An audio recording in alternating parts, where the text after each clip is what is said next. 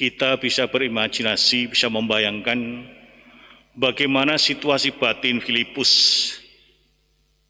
Filipus tampaknya begitu menggebu-gebu bercerita kepada Natanael, yang sekali juga disebut Bartolomeus, kalau ia telah bertemu dengan Yesus dan memutuskan untuk mengikuti dia. Kita bisa bayangkan bagaimana dia cerita, pasti berkobar-kobar. Ya, bagaimana dia berjumpa dengan Yesus dan akhirnya mengikutinya. Perjumpaannya dengan Yesus sangat berkesan dan memukul hatinya. Ia mencoba untuk meyakinkan kepada Natanael bahwa Yesus adalah nabi yang dinanti-nantikan seperti dinubuatkan oleh Musa dan para nabi. Filipus adalah sosok pribadi, kalau kita perhatikan ini, yang sungguh-sungguh rendah hati karena dia mau berbagi pengalaman rohaninya kepada Natanael. Apa reaksi Natanael ketika ia mendengar sharing dari Filipus itu? Dia tidak dapat menerima penjelasan Filipus. Inilah suatu kenyataan bahwa tidak mudah meyakinkan orang lain dalam hidup ini, juga termasuk kita. Bahwa mungkin kita sudah mau meyakinkan, tapi belum tentu orang yang kita ajak bicara itu langsung bisa menerima. Natanael sebagai orang Yahudi yang saleh, pasti telah mendengar, telah belajar dan juga memahami bahwa Mesias harus datang dari keturunan Daud. Maka saat ia mendengar bahwa Yesus itu berasal dari Nazaret, ia itu sangat kecewa. Sungguh-sungguh kecewa dalam hatinya. Kata-kata Filipus dianggap bertentangan dengan nubuat para nabi. Nazaret bagi Natanael tidak termasuk dalam lintasan sejarah manusia pada waktu itu.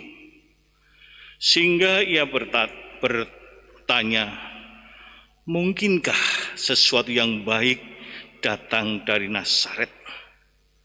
Dengan kata lain, Natanael itu bertanya-tanya apakah benar Mesias itu datang dari Nazaret. Karena seharusnya datang dari keturunan Daud, bukan di tempat itu. Bapak, Ibu, dan saudara yang kasih, menanggapi keraguan Natanael, Filipus dengan cerdas dan bijak mengulang sabda Yesus. Dia berkata, marilah dan kamu akan melihatnya. Jawaban Filipus itu sederhana, namun bermakna sebagai suatu undangan. Yuk kamu menjumpai dia, supaya kamu mengalami, membagikan pengalaman itu sendiri nantinya, memberi kesaksian dan mengantar kepada Yesus. Filipus itu mengajak Natanael mengubah mindsetnya, karena dia sudah dipenjara bahwa Mesias itu harus datang dari keturunan Daud. Dan berjumpa langsung dengan Yesus secara pribadi akan membuka hati dan pikiran Natanael. Bapak, Ibu, dan saudara kasih, ketika Yesus berjumpa dengan Natanael, ia berkata, lihat, inilah seorang Israel sejati, tidak ada kepalsuan di dalamnya. Seorang Israel sejati adalah seorang yang mengenal dirinya dengan baik dan mampu menjadi dirinya sendiri dengan bantuan rahmat Allah. Natanael adalah pribadi yang percaya pada Allah, jujur, sekaligus juga dia selalu mencari Allah itu sendiri dalam hidupnya. Ketika Natanael berjumpa dengan Yesus, ia mengalami bahwa Yesus itu menuntunnya mengenalnya. Tahap demi tahap, siapa Yesus itu yang sebenarnya.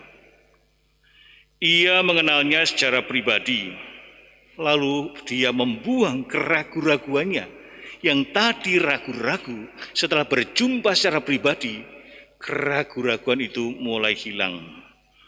Mengubah cara pikirnya, menimbang dalam hatinya, lalu bertindak, dan akhirnya Dia menerima Yesus. Apa yang terjadi setelah dia berjumpa dengan Yesus sendiri? Akhirnya ia mengimaninya. Buktinya mana? Dia berkata, "Engkau anak Allah, engkau raja orang Israel." Sehingga perjumpaan yang tulus, yang jujur, mengubah pikiran dan hati daripada Natanael, dan akhirnya imannya semakin mendalam dan berkata, "Sungguh-sungguh engkau anak Allah, engkau raja orang Israel." Itu setelah berjumpa yang tadinya meremehkan. Tidak mungkinlah itu Mesias itu datang dari Nazaret. Perjumpaan yang tulus, perjumpaan yang jujur, perjumpaan yang dilandasi oleh hati, mengubah menjadi iman yang luar biasa. Bapak, Ibu, dan saudara kasih, pengakuan imannya membuka pintu hatinya untuk mengenal pribadi Yesus dan mengenal rencana baginya. Rencana keselamatan ditawarkan Yesus serupa dengan apa yang dialami oleh Yakub dalam Perjanjian Lama. Sesungguhnya engkau akan melihat langit terbuka dan malaikat-malaikat Allah turun naik kepada anak manusia. Pengenalan Yesus tentang dirinya membuat Natanael terpesona kepada pribadi yang disebut dari Nazaret, yang tadinya diremehkan, direndahkan, tidak diakui. Perjumpaan langsung dengan Yesus dan kata-kata Yesus yang menilainya sebagai orang Israel sejati dan tanpa kepalsuan membuat Natanael bertobat dan mengikuti Yesus. Yesus bahkan menjanjikan hal-hal yang lebih besar lagi kepadanya.